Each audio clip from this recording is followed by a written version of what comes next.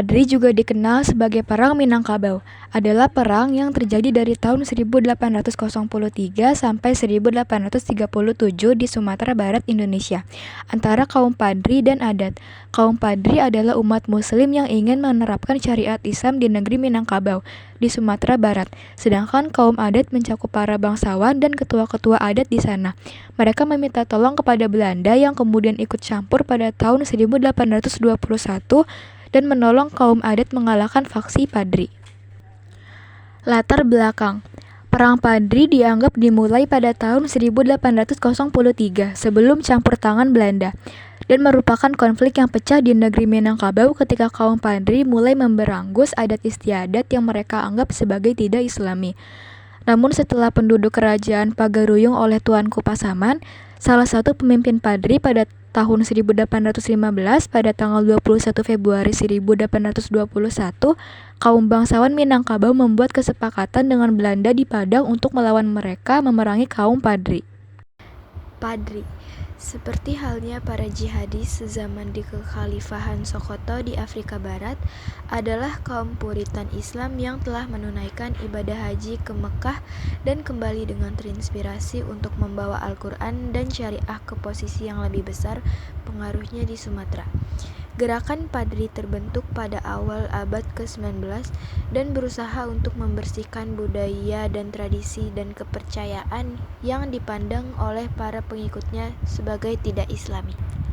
Awal mula 1803 hingga 1821. Sepulangnya 3 orang alim ulama dari Mekah sekitar tahun 1803, yaitu Haji Miskin, Haji Sumanik, dan Haji Pelobang. Mereka mengungkapkan keinginan mereka yang ingin menyempurnakan penerapan syariat Islam di masyarakat Minangkabau. Mengetahui hal tersebut, Tuanku Nan Renceh sangat tertarik lalu ikut mendukung keinginan ketiga orang ulama.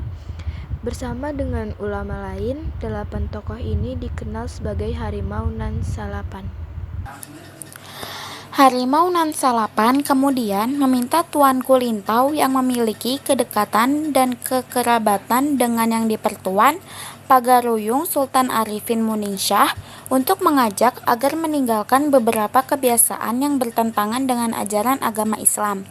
Dalam beberapa kali perundingan, tidak ada kata sepakat antara kaum Padri dengan kaum Adat. Konflik ini mendorong terjadinya gejala di antara beberapa negeri dalam kerajaan Pagaruyung. Sampai pada 1815, kaum Padri di bawah pimpinan Tuanku Lintau menyerang kerajaan Pagaruyung, dan pecahlah peperangan di Kota Tengah. Serangan ini menyebabkan Sultan Arifin Monesia terpaksa menyingkir dan melarikan diri dari ibu kota kerajaan. Pada 10 Juni 1822, pergerakan pasukan RAF di Tanjung Alam dihadang oleh kaum Padri. Tapi pasukan Belanda dapat terus melaju ke Luhak Agama pada 14 Agustus 1822. Dalam pertempuran, di Bakso Kapten Govinet menderita luka berat, kemudian meninggal dunia pada 5 September 1822. Pada September 1822, pasukan Belanda terpaksa kembali ke Batu Sangkar karena terus tertekan oleh serangan kaum Padri yang dipimpin oleh Tuanku Nan Renceh. Setelah mendapat tambahan pasukan pada 13 April 1823, Letal Kolonel Rapp mencoba kembali menyerang Lintau, tetapi kaum Padri dengan gigih melakukan perlawanan sehingga pada 15 April 1823, Belanda terpaksa kembali ke Batu Sangkar. Pada September 1824, pasukan Belanda di bawah pimpinan Mayor Frans Leamin telah berhasil menguasai beberapa kawasan di Luhak Agam, di antaranya Kota Tua dan Ampang Gadang. Kemudian mereka juga telah menduduki Biaro dan Kapal, tetapi karena luka-luka yang diteranya di bulan Desember 1824, lain-lain meninggal dunia di Padang. Gencatan senjata 1825 sampai 1831. Sunting perlawanan yang dilakukan oleh kaum Padri cukup tangguh sehingga sangat menyulitkan Belanda untuk mendudukannya. Oleh sebab itu, Belanda melalui residennya di Padang mengajak pimpinan kaum Padri yang waktu itu dipimpin oleh Tuanku Imam Bonjol untuk berdamai melalui perjanjian Masang pada tanggal 15 November 1825. Hal ini dimaklumi karena di saat bersamaan pemerintah Hindia Belanda juga kehabisan dana dalam menghadapi peperangan lain di Eropa dan Jawa seperti Perang Diponegoro.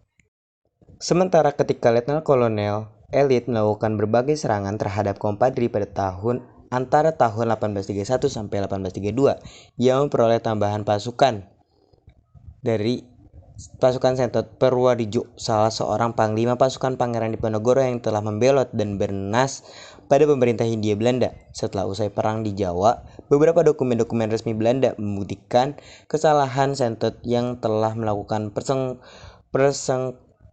persekongkolan dengan kaum Padri, sehingga kemudian Sentot dan legionnya dikembalikan ke Pulau Jawa. Belanda melanggar perjanjian gencatan senjata dengan menyerang negeri Pandai Sike yang merupakan salah satu kawasan yang mampu memproduksi mesin dan senjata api. Kemudian, untuk memperkuat kedudukannya, Belanda membangun benteng di Bukit Tinggi yang dikenal dengan nama Fort de Kock pada awal Agustus 1831. Lintou berhasil ditaklukkan dan menjadi luhak tanah datar, berada dalam kendali Belanda, namun Tuanku Lento masih tetap melakukan perlawanan dari kawasan Luhak Limo pula. Mempercepat penyelesaian peperangan pada Oktober 1833, Luhak Limo Puluh telah berada dalam kekuasaan Belanda bersamaan dengan meninggalnya Tuanku Lintau. Kemudian kaum Padri terus melakukan konsolidasi dan berkubu di Kamang. Tetapi seluruh kekuatan kaum Padri di Luhak Agam juga dapat ditaklukkan Belanda setelah jatuhnya Kamang pada akhir tahun 1832. Sehingga kembali kaum Padri terpaksa mundur dari kawasan Luhak dan bertahan di Bonjol. Kaum adat sejak tahun 1833 mulai muncul kompromi antara kaum adat dan kaum Padri pada 11 Januari 1833. Beberapa kubu pertahanan dan garnison Belanda diserang secara mendadak membuat keadaan menjadi kacau. Disebutkan ada sekitar 1039 orang tentara Eropa serta ratu tentara pribumi terbunuh. Alam bergagal yang sebelumnya ditunjukkan oleh Belanda sebagai rentetan tanah datar ditangkap oleh pasukan Letnan Kolonel pada tanggal 2 Mei 1833 di Batas Sangkar atas tuduhan pengkhianatan dan diasingkan ke Batavia. Dalam catatan Belanda, Sultan Tunggul Alam bergagan menyangkal kelibatannya dalam penyerangan beberapa pos Belanda, tetapi pemerintah Hindia Belanda juga tidak mau mengambil risiko.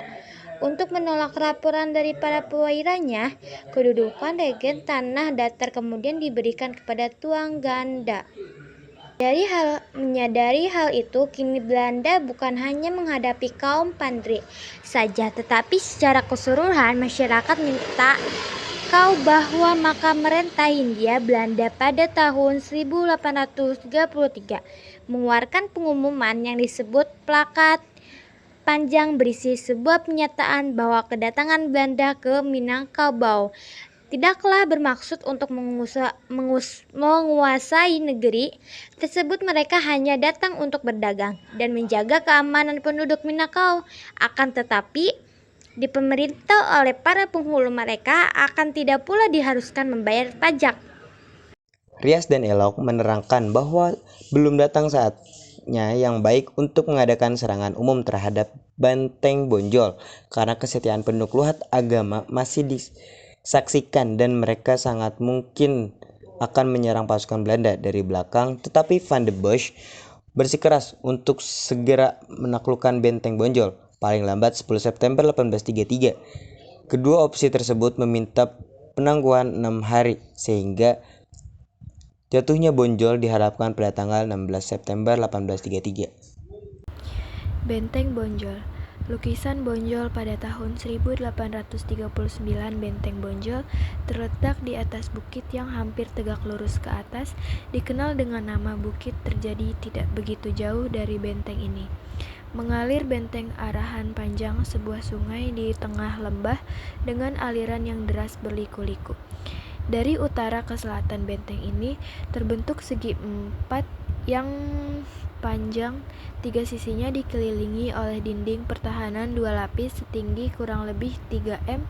Di antara kedua lapis dinding dibuat parit yang dalam dengan lebar 4 m. Dinding luar terjadi di batu-batu besar dengan teknik pembuatan hampir sama seperti benteng-benteng di Eropa, dan di atasnya ditanami bambu berduri panjang yang ditanam sangat rapat sehingga kaum Padri dapat mengamati bahkan menembakkan meriam kepada pasukan Belanda. Semak belukar dan hutan yang sangat lebat di sekitar Bonjol menjadikan kupu-kupu pertahanan kaum Padri tidak mudah untuk dilihat oleh pasukan Belanda. Keadaan inilah yang dimanfaatkan dengan baik oleh kaum Padri untuk membangun kubu pertahanan yang strategis sekaligus menjadi markas utama Tuanku Imam Bonjol. Pengapungan Bonjol 1835 sampai 1837. Sunting. Kejatuhan bukit tak jadi diilustrasikan oleh Justus Pieter de Vier. Melihat kokohnya benteng Bonjol, pasukan Belanda mencoba melakukan blokade terhadap Bonjol dengan tujuan untuk melumpuhkan suplai bahan makanan dan senjata pasukan. Padri blokade yang dilakukan ini ternyata tidak efektif karena justru kupu-kupu pertahanan pasukan Belanda dan bahan perbekalannya yang banyak diserang oleh pasukan kaum Padri secara gerilya. Di saat bersamaan, seluruh pasukan kaum Padri mulai berdatangan dari daerah-daerah yang telah ditaklukkan pasukan Belanda, yaitu dari berbagai negeri di Minangkabau dan sekitarnya. Semua bertekad bulat untuk mempertahankan markas besar Bonjol sampai titik darah penghabisan hidup mulia atau mati syahid.